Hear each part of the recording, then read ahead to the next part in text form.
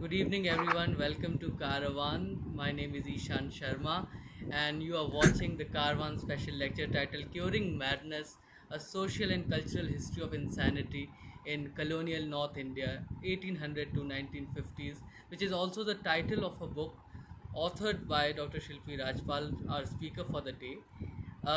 This talk will focus on manuscripts which looked at both institutional and non institutional histories of madness in colonial North India. And madness and cure are explored as shifting categories which traveled across cultural, medical, national, and regional boundaries, thereby moving beyond asylum centric histories. It probes the words of social histories of medicine and culture as pivotal entry points into understanding madness and deviancy in colonial asylum records. And this book also is, I think, the first scholarly work to bring together institutional and non institutional histories of insanity by focusing on the vernacular resonance of the Western psychiatric repertoire within the Hindi medical literature. And the book also unmasks the irrationalities of colonialism and nationalism by contextualizing the social, the cultural, the political frames in which racial, primordial, psychic, spiritual, and psychiatric understandings of madness and meshed, resulting in a peculiar milieu. So I think this talk is both very interesting and very new to us who deal in academia and who are students of history. Our speaker for the day, Dr. Shilpi Rajpal, is primarily a social historian of medicine, and she has taught legal history, social history, and gender studies, along with the history of medicine, at both the bachelor's and master's level at University of Delhi, Department of History, and the Department of History and Culture at Jamia Millia Islamia in Delhi. She received her doctoral degree from the Department of History at Delhi University, and at present she is a postdoctoral fellow in an ERC project titled Decolonizing Madness at the Department of English, Germanic and Romance Studies at University of Copenhagen. And today, this evening, she's joining us from Copenhagen itself. So welcome, Dr. Rajpal. Thank you so much for accepting this invitation. Truly an honor hosting you on Caravan. Thank you, Ishan. Thank you so much for giving me this opportunity and thank you for the platform because I think what you're doing is something we should be extremely grateful about is also taking the academic history to to the media and also to the public platform, which needs to be done in this age of media. Um, so today we are here to actually discuss my book, which is also a product of my labor, you know, um, for like almost a decade. But I want to start today with the quotation, and then I'll explain what I'm intending to do here. Let us run away to Lahore or Dhaka, since they are foreign countries now. But there are asylums there too. So this dialogue actually appeared in the television serial called Keh Kasha, and this was basically on Asrarul ul Haq Majad's, the particular serial was on Majaz's life, and it was written by and directed by, if I'm not wrong, by Ali Sardar Jafri. But definitely, commentary was by Ali Sardar Jafri, was also his contemporary, more importantly. Why the statement is so important is also because when Majaz actually was admitted to the Ranchi Mental Hospital in the 1950s, he saw Qazi Nazrul Islam, who was known to be the Bidrohi Kavi and one of the most famous poets of from Bengal, and who was also in the same institution suffering from a neurological disorder. So when Majaz sees him and he says, "चलो यहाँ से भाग चलते हैं, लाहौर चलते हैं या ढाका चलते हैं," but फिर वो रुकते हैं और बोलते हैं, "अगर पागल खाने तो वहाँ भी है." So this is exactly this book is about the story of the madhouses and the emergence of psychiatry in India within the colonial confines. Colonialism brought with itself, these engines of modernity, uh, what often has not been read enough. And I think the younger generation need to engage more in this history of, science, medicine, and technology, and especially in the age of pandemic. We cannot forget the significance of history and histories of medicine. And one of the engines of modernity was medicine, and also were these mental hospitals. So to start with, these mental hospitals were opened for the insane soldiers.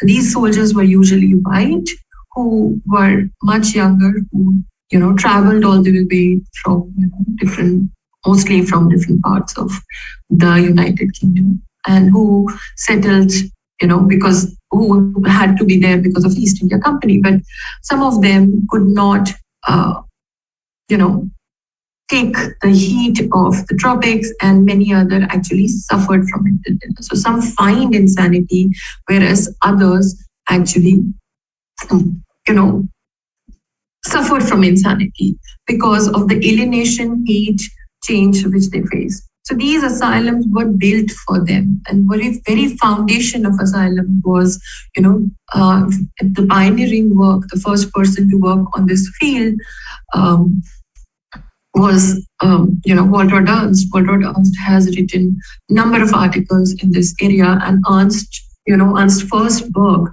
on which talks about these insane soldiers, and the reason they were constantly also sent back. The very idea that these white soldiers would be tackled by the Indian soldier, by the Indian people, or by these native people, were against the idea that they would tarnish the image of the Raj. So, going back to the very basic, what I'm also trying to also bring here is the fact of that why these asylums were established. The very reason psychiatry itself was established in the case of India, but asylums were soon extended to the natives as well. Along with uh, many other elements of medicine, including the dispensaries, including the hospitals, and so on and so forth. And this is something, an area which number of scholars have recently more and more started to work on this, and there is a lot to be to understand in this area particularly. And the earliest asylum was established around 1745 in Bombay, and 1794 also in Madras, and 1787 in Calcutta. But my particular book is focused on the asylums in North India. My work looks at Agra, Banaras, Bareilly, Lucknow, Punjab, in the sense of Punjab, Delhi, and Lahore. Now, these asylums again were established. Some of them were established in the late, like in the early 19th century, which is around 1809, 1813. Especially the Banaras Mental Hospital is actually, in the popular lore, is very famous that how Agra Asylum is the oldest, which is not. It is Banaras Mental Hospital, which was actually established in 1809. And so was the Bareilly Mental Hospital. But Banaras later on became criminal mental hospital, where the criminally, in other words, the Brad's mood of India. But that's only in the 20th century that this happens. But what is also very significant, and I will discuss about, is the number of shift in the taxonomy, the number of shift in which also talks about the changing times from, how the term insane hospitals underwent change to the lunatic asylums, which were coming from the word called lunar, and how the influence of lunar. So in this age of either rationality, also these ideas were very much prevalent, and the mighty Western, in the mighty Western medicine, which again needs to be very carefully questioned. But also later on towards the lunatic asylum to the mental hospitals.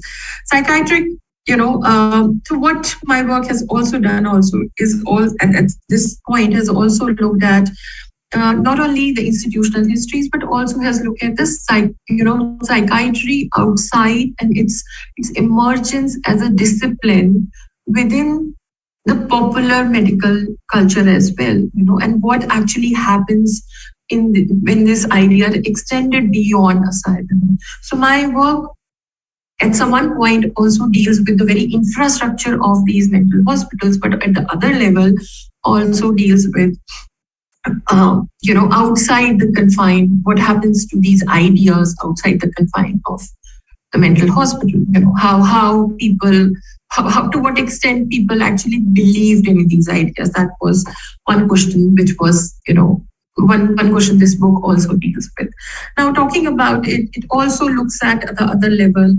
Um, it questions the ideas about nationalism. It also questions the idea about colonialism, and it takes a very deep look at the racial and the primordial psychical, spiritual ideas about psychiatric illness, which were actually enmeshed in these colonial times. It is a peculiar time, it is a peculiar milieu, because on the one hand, you have the emergence of colonialism with its as a violent form, which also psychiatrists like Franz Fanon have spoken about. But on the other hand, you also have emergence of nationalism in order to also in some ways uh, the idea of nationalism is where when in the particular context I'm talking about is also this context of where national identities are important, where national identities in sense of physical identities is important. What are the ideas about, I will delve more into the ideas about masturbation and also ideas about and how this age of this fear of national impotency, because the very fear that Hindus are the declining race, and how these ideas about masturbation were actually intermingled with the ideas of madness.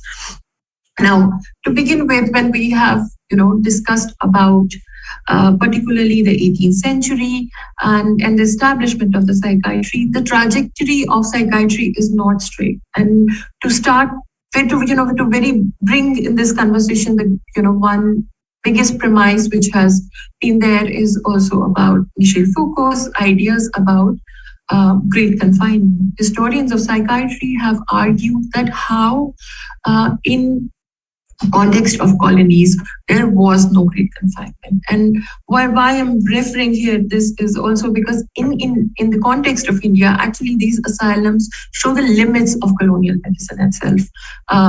Because when there were these asylums were not very, like they were not very well state funded. The state continuously emphasized how they have to be functioning on their own as much as possible. So it was based on the labor of the asylum. It should be, the asylum should have very least investment. The very bare minimum of the asylum remained the very ideal behind these colonial asylums. And when I'm talking about colonial asylums, there is this poor law sort of, feverish ideas which are behind these asylums.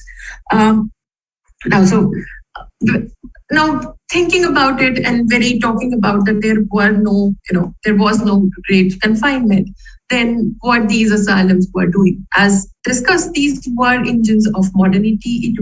They were part of the civilizing process, and there is no way one can decline that they were considered to be the part of civilizing process. There was constant debate about opening more and more asylums in this period.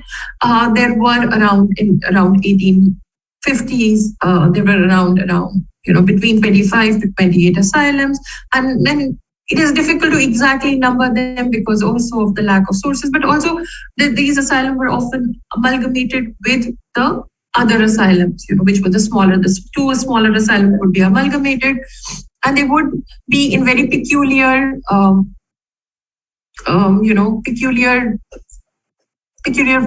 physical environment, like closer to the jails, which was very, very common again in the sense of in the sense of colonial asylums. What also, also when one sees that how in the context of England, uh, there were around 10,000 patients in 1800, and this increased to 10 times by the 1900. Um, but when we look at India, the numbers of these patients also remain very minimal. So that's another very important aspect of, dealing with this idea is important. That how, in spite of investing in these ideas, they remain more or less in that very idea of clearing the street, you know, uh, clearing the street logic of the colonial state. And while clearing the street, I clearly here I am also referring to the work of people like Niall Green. Historians like Niall Green have discussed how actually colonialism targeted certain sections of society like fakirs, and not only his work but also my work deals with number of these individuals who were in the asylum incarcerated behind the walls because they were regarded to be um, you know, peculiar to the colonial state. And most of these time, it was, one, it will be the daroga, it will be the police who would pick up these so-called insane, from the roadside and take them in front of um, the magistrate, and with the help of the medical officer, they were declared insane. So this was in some ways also a legal structure which also emerged over the period of time. The legal structure is also very, very important here to understand, because initially what we see is this extension of the English laws. So the English laws were the Indian laws as such, and how this was, how these were later on actually changed, and more stringent laws were passed in place of, like, than the earlier laws, because in England there was resistance to work, against certain laws which were there, but in parts of, like in parts of colonies, and in colonies there was not that established a civil society which would actually, um, you know, go against these laws. And so, and then here I'm referring particularly to the Act 36 of the 1858. This particular act actually leads to the scaffold of psychiatry, the legal scaffold, on which also the very idea of medical jurisprudence was based. And medical jurisprudence not only provided immunity in terms of, harm to the, very ideals of psychiatric care, meant that the insane should not be harmed. They should neither harm anyone, and they should also not be harmed by their relatives or other people. That was the very basic principle of psychiatric care. But with this, these were not only the main concerns behind the passing of the act. When one reads the papers related to the 1858 Act, also one realizes how there was rather this attempt of also,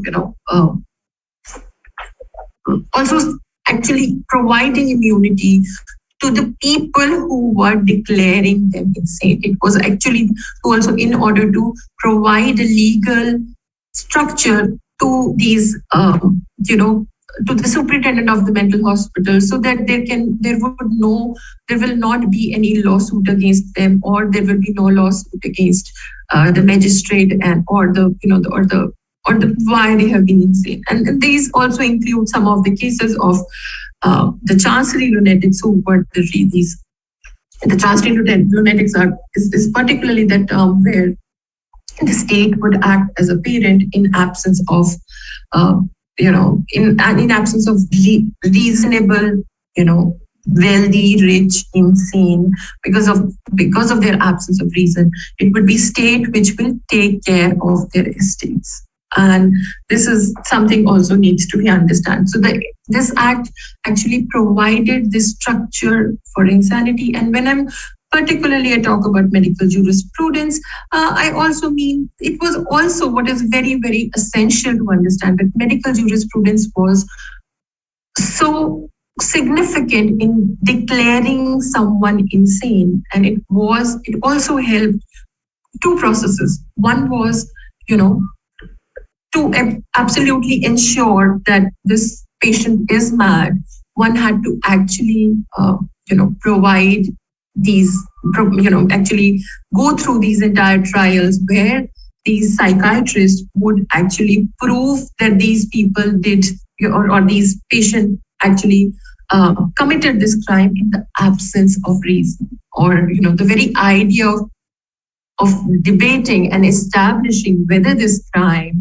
was committed in the fit of insanity, or in the absence of rationality, or in the fit of anger, were all a very important phenomena through which the reification, or in other words, the establishment of psychiatric power was so crucial. The psychiatric power and the idea of psychiatrist, the very idea of psychiatrist, trained specialist who will help certify that this person is not sane and has not been acting in reason, became so significant. And it was only with the help of medical jurisprudence that this happened. So here I have tried to, talk about basically the legal structure of psychiatry, which was established in India as far as the mid of the 19th century. So what actually happens is that asylum becomes this place for the poor to, for the poor patients rather to stay there, and it does not remain the patient where in at least the 19th century, and historians more or less have agreed that in the 19th century there was less people who were middle class or people who were rich who actually interned themselves or went into the asylum with their own wish. It was most of the time it actually acted as this state clearing imperative. That was the main imperative behind psychiatry in the 19th. And here I am not only talking about the politics of psychiatry, but also the power of psychiatry. And this is also the time when we think about treatment, what sort of a treatment was provided. This is a time, I'm talking about the mid 19th century, where moral management was the most important idea of treatment. And by moral management here, I'm talking about managing the insane with kindness and with kindness, and also ensuring that they eat on time, they sleep on, and how routine was so important for the cure of insane, along with a few sedatives and some of the some of the treatment which was given at also this of time, with also use of leeches, and which also was used in England. It was not only used in the context of colonies, but these ideas that they would suck the bad blood, and which will allow these people to become sane. The idea of very moral management also is something which is very debatable when we think from the Foucauldian idea, because for Foucault, this is how the guilt of the patient has to be, actually become so core to the idea of treatment, how their actions have to be, proved in certain ways guilty, that you are doing something wrong in order to ensure the rationality. But in simple words, very, very simple words, because in the previous centuries, before the legal infrastructure existed, not only in India, but also in England, there was there were these beliefs about these and these insane are animal-like, and they were not treated like human beings, and these were very very established ideas around it. But by the coming of these ideas, they were rather treated as sick, who had to be insured and treated with kindness, who have to be given food on certain time, who have to be allowed to be allowed to sleep on a particular time, how they, and particularly, and this is also something which I will get into a bit little more detail when I discuss about the the uh, everyday life of about the labor in the asylum, how crucial was and how labor was the yardstick of treatment enough to be treated in the asylum. So now when we're talking about the some of when we have already discussed certain important things like the legal structure, and we have also spoken about the moral management, which was the core way of curing the insane in the 19th century. Um, as mentioned very initial, and as mentioned earlier, that how uh, these categories, these taxonomies related to insanity kept on changing. How insanity became lunacy, and how lunacy became also mental hospital. So there is this fervor of reform, and I would, take a minute and talk about reform here, because when I'm talking about the idea of reform, reform as one should see reform here particularly as a very colonial strategy.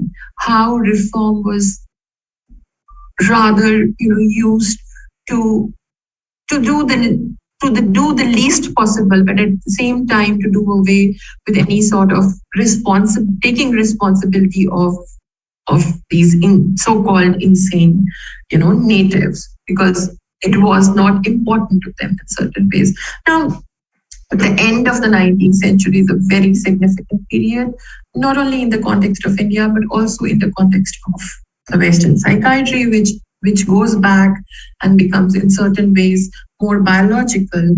And I will come back to this. But before that, in the context of India, what exactly is happening is the Hemp Drug Commission. So the 1890s and 1894 particularly is the time when the Hemp Drug Commission takes place. There exist 7 volumes of Hemp Drug Commission. Out of these 7 volumes, one entire volume has been attributed to insanity, and the entire premise of that is why there were so many cases related to hemp and madness, and there were a number of patients who were diagnosed with hemp related insanity. Now, when we're thinking of hemp, we should think about drugs and history, drugs and colonialism. We should think about opium and opium wars. We should think about opium smuggling in India. And we should also at the same time think about how certain these drugs were actually induced in the colonial societies in by the colonizer in order to ensure the revenue. Now, in cultures where, like India, where drugs like hemp were used in a recreational manner, and they were not used entirely in the form of in the form of drugs, which they are understood today. Like I'm particularly here referring to bhang. I'm talking about the forms of religious, social practices where hemp and the various forms of hemp were used.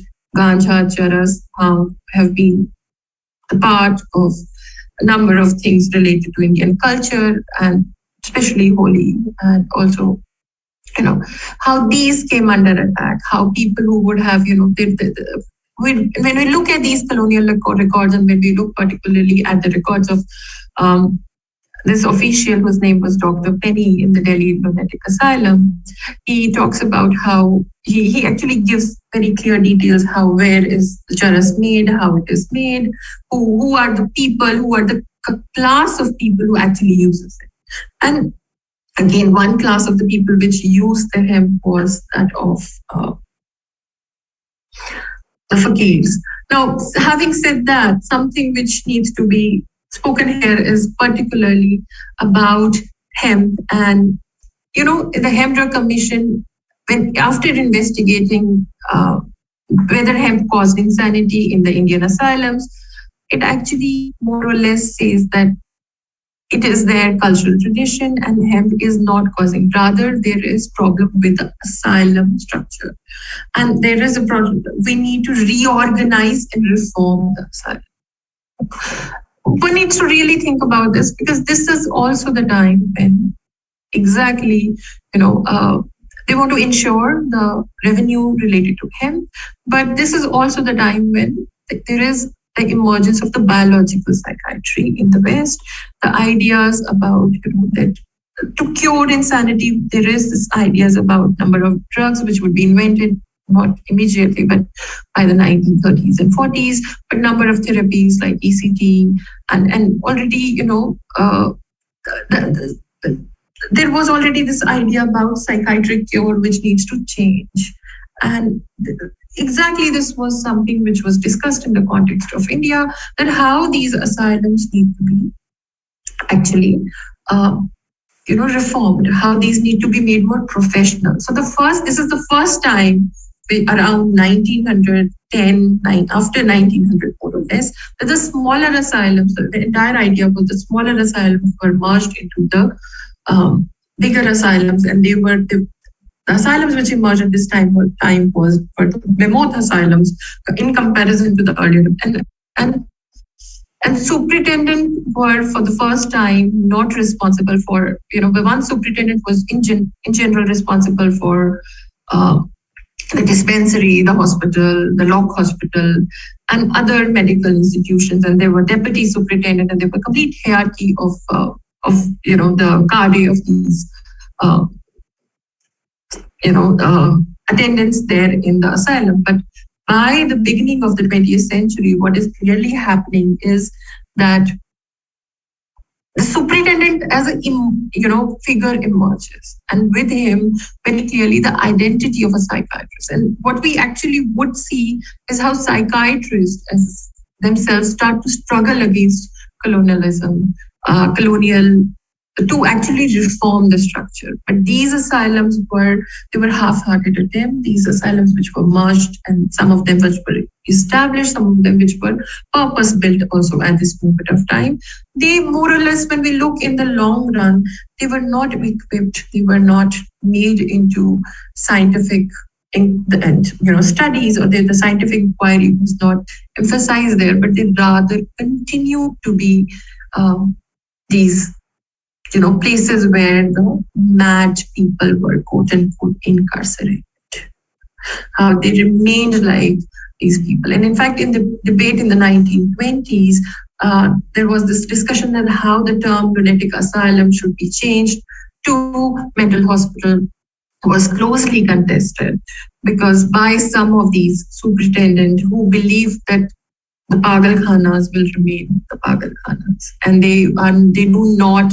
Some of these superintendents, and I do remember, particularly of United Provinces, who says that we do not offer cure. We just provide them, safe havens to stay. We only provide them place to stay there. So what is also that, at a certain level, this rhetoric of modernity is clearly there, but at the other level, it does not actually take place till the 1930s and 40s, when we see more changes happening.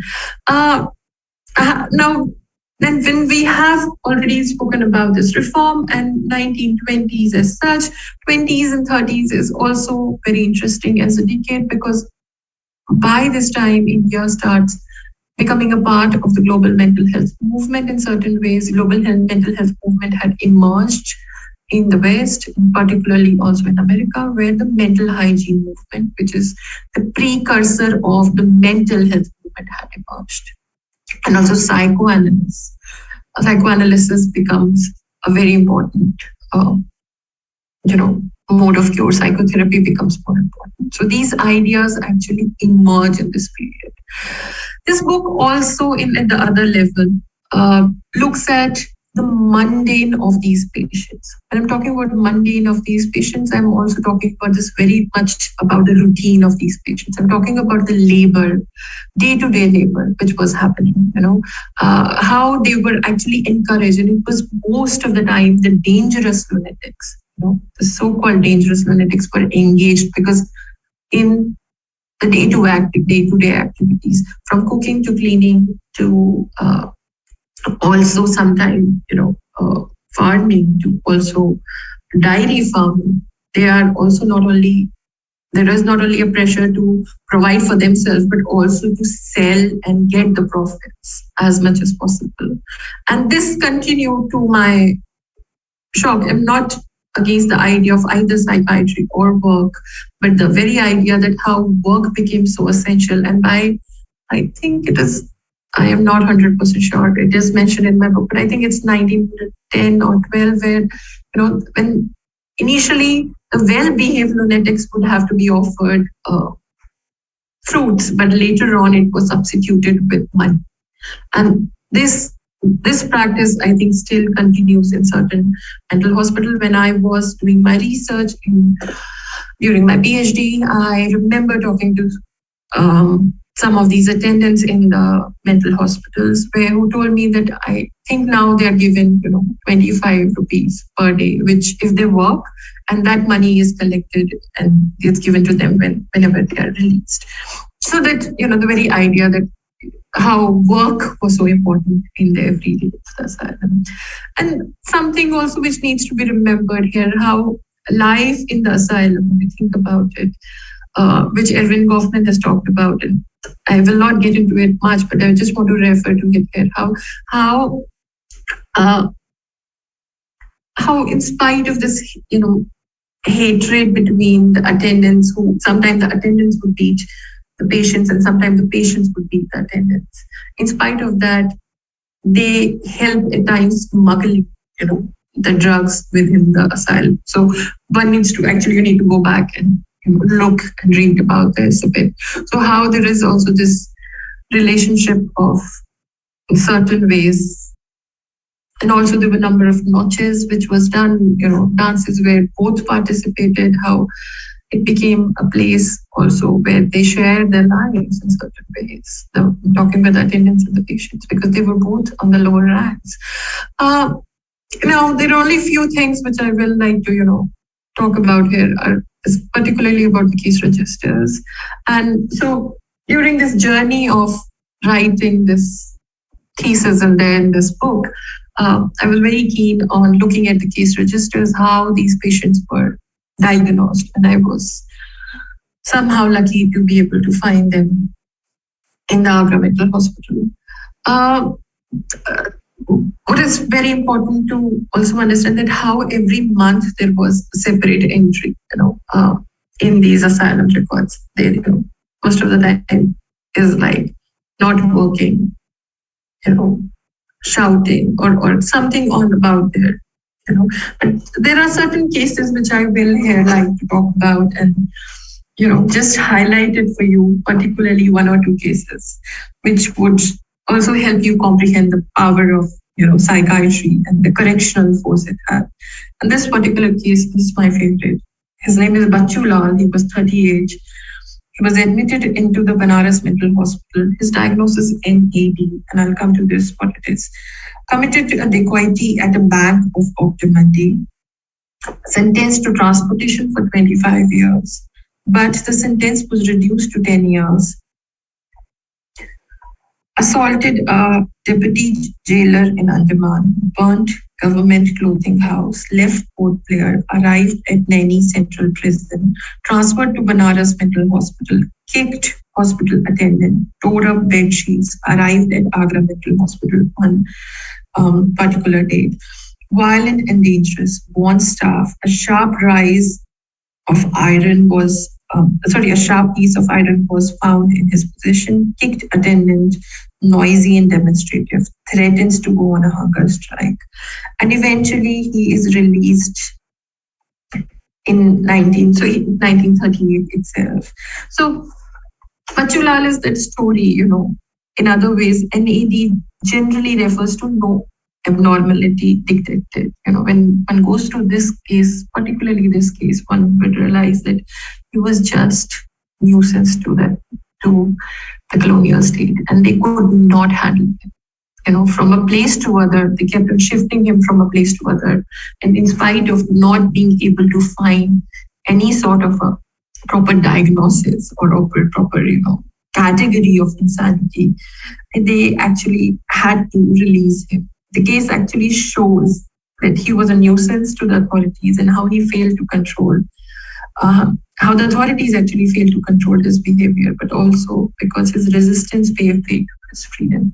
So this guy actually becomes this particular difficult case.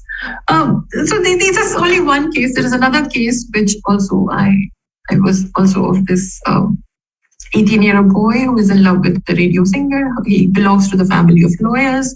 His family is educated, and but these are most of the cases are from the 20th century. They belong to the 1930s and 40s, and how he's kept in the asylum for 1 month and then he's released by his own family. So how these places are not only used by the state but also by the families as such. So there are multiple narratives when you look at these case records. The narrative also of the patient, which is in some ways changed and given by the families, and how families narrative is changed into this scientific language by the superintendent.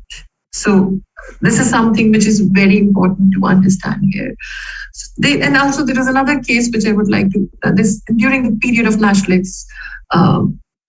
Nationalist anxiety and the period of communalism, heightened communal tensions. There is this patient who wants to kill all the Hindus and all the congressmen, and and these are all. But it also shows the level to which this anxieties had already perpetuated. So, and the other one wants freedom. So these are cases one which comes across when particularly looks at these case registers. Last and not the least, I would quickly talk about the non-institutional histories. So most of this, discussion, most of this lecture I've spent on talking about the history of psychiatry. But now I also want to discuss a bit about non-institutional histories of psychiatry.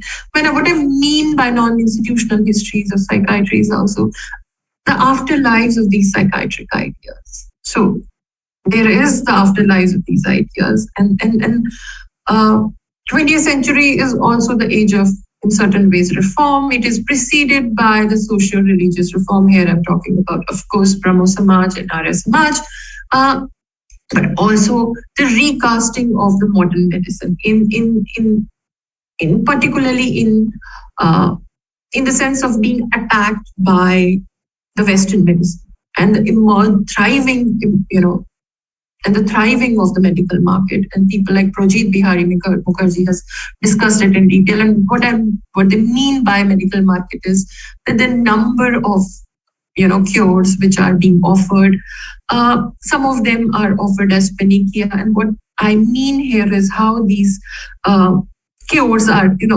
if basically one sort of a cure which can heal you entirely. And this is also coming out of this because of this attack by the colonial state of this degenerate old medicine, what they believe. And I hear particularly here in quotes how they attack the indigenous traditions, how indigenous traditions were not rather used to provide healing to people, but rather, in other words, the Hakims and the Vedas were not further trained, but rather attacked most of the time. And which actually, and the consequence of that is even today, how indigenous medicine is still looked down upon.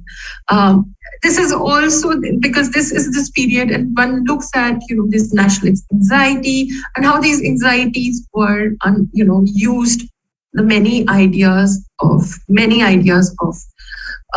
psychiatric categories, and here particularly I want to talk about two categories which were related to about the ideas about masturbation, the ideas of brahmacharya, how the ideas of brahmacharya became, how semen is equivalent to nation, became one of the most important ideas also of masculinity in the 20th century. But if you go back to it, if you go back to this anxiety, this is not not only the Indian anxiety, but it is also very Western as a concept, which I am not an early modern historian, so I will not be able to surely comment that to what extent the loss of semen was regarded as a cause of madness. But when you go back in the Western ideas about masturbation, that by the, I think, early 18th century, how masturbation was regarded as this evil where the loss of semen would lead to physical and mental disabilities. And these ideas clearly were resonated during the 1920s and 30s. I came across a number of pamphlets which speak in detail about how, there was basically these ideas where there was basically um, the idea that, the idea that how significant it is for people to, especially men, to preserve their semen in order to, because it is their mental, physical ability which will not only go, but also their mental abilities which will also disappear, and which will also lead to the degeneration of the nation. So having said that, it is also not it is not one-sided story, but also this is also the great age of demarcation of this domestic sphere. And again, these ideas also come from the Victorian period. And here they populated in the very ideas of hysteria or Yosha Apasmar. And here, if you can see on the screen particularly, there's this lady who is hysteric, and there is not much available, but when you read about Yosha Apasmar, of course, one of the cure of hysteric women was to, marry her. But also the other cure were also, the other reasons were also because they're prone to leisure. And this leisure was attacked because the very idea that women should completely submit themselves in the very idea of domestic sphere, in any idea of creation of the home and hearth as ideal of the nation became so crucial. And so there are ideas about psychosexual health, and also ideas about hysteria, which were related to nationalist anxiety. And the last and not the least is there were also books which were written in this period on psychotherapy. This particularly is called Pran Chikitsa. Pran Chikitsa was written by Durga Prasad Nagar. His book is very interesting and talks about the context of this time. And Nagar talks about the energy which humans have. He actually mixes the idea of tantricism with the idea of mesmerism, and how these ideas, particularly believe humans have this power called whim, which needs to be cleared, and how humans are this vast notions of energy, and particularly mind, and how use of mind is so essential. And talking about this, and he himself, as you can see, claims this entire technique to be psychotherapy, and its doctrine and practice. So again, these ideas clearly went outside these asylums, and this is just in some ways beginning for me, and probably for the younger generation who's still doing their MA, MPhil, PhDs, to look into these ideas. And there's a lot to be discussed here.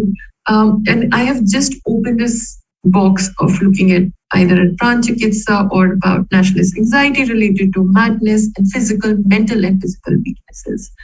The last thing I would like to end this talk with is also about the Lahore Mental Hospital and about Mantu.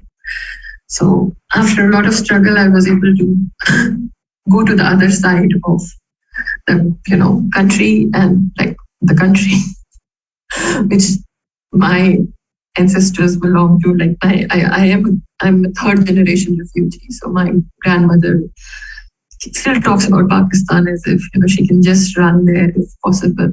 She's 85, but she has this feeling. But yes, I was able to go there, and this is the Lahore Mental Hospital. And why I'm talking about is also that I also was not only able to get a bit of records, like at least able to read a bit of records there, but also I came across name of Saadat Hasan Manto, and Manto's story is the one which we should think about the madness of state which was also colonial and which was also national. And this is where I'll stop. Thank you so much. And thank you, Ishan, for giving me this opportunity.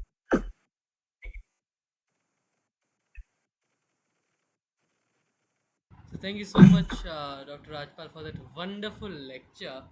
And about a new theme, as you said, it has opened up new dimensions of the discipline to us, a whole new part of history that is often, it's not there in the mainstream history. Is the history of madness and sanity. And you mentioned Manto. I think the story was Toba Tek Singh, which also is Yes. in Lahore, Pagal Khana, as they say. So, thank you so much. I think there is a question for you by Sohini Saha. I'll read out the question for you.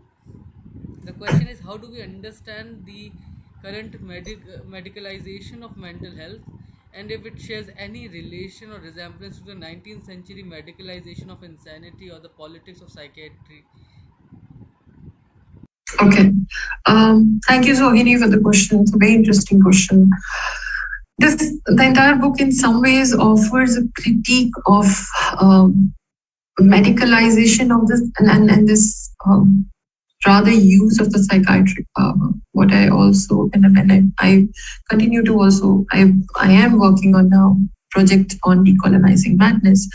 Uh, to also look at the politics of psychiatry. What often we think is, you know, we take science and medicine as apolitical, which is something needs to be questioned. And we need to question the power dynamics there, and medicalization of psychiatry in the 20th century, and to what extent can it be used is something which this book actually talks about, and it also talks it does talk about the psychiatric power, and also one should think about where psychiatry went completely wrong was also about lobotomy, the cutting of the frontal lobe, and there is not much written about it. One has to actually write those histories. Those histories are still not being written. So, and these wrong, and this is not to say that I do not believe that psychiatry can offer a cure. It does definitely help. But the limit on the abuses of the power and the politics of psychiatry needs to be carefully understood in order to understand what psychiatry was doing and is doing right. And the medicalization of it, which already, the word medicalization does refer in certain ways to the power of medicine. I hope I'm able to give some answer. Definitely. I do not see any question right now, but people who are watching us, you can always share your questions to us through email.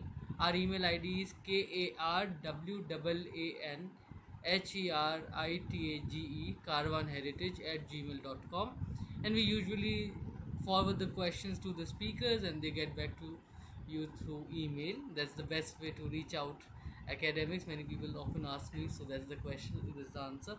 Thank you so much, Dr. Rajpal. And the book is available, Curing Madness is available on Amazon, and I hope it is available in, if you are in Delhi, you can visit Khan Market to see the book. I hope it's available in Bahari or other bookstores. Get the book, read it, and after reading, if you have any questions, always feel free to reach out to us on Carvan. We'll share the question to the speaker herself, Dr. Rajpal, and she'll get back to you through email. And I am also looking forward to reading the book. I haven't read the book yet, but now I am all in for reading it, about insanity and the history of it. And I look forward to the other book that you will write in future, Dr. Rajpal. Hopefully, yes. Thank you so much. Thank you. Thank you for giving me this opportunity, and thank you for your absolutely wonderful work. Thank you so much. Thank you, Aisha. Thank you.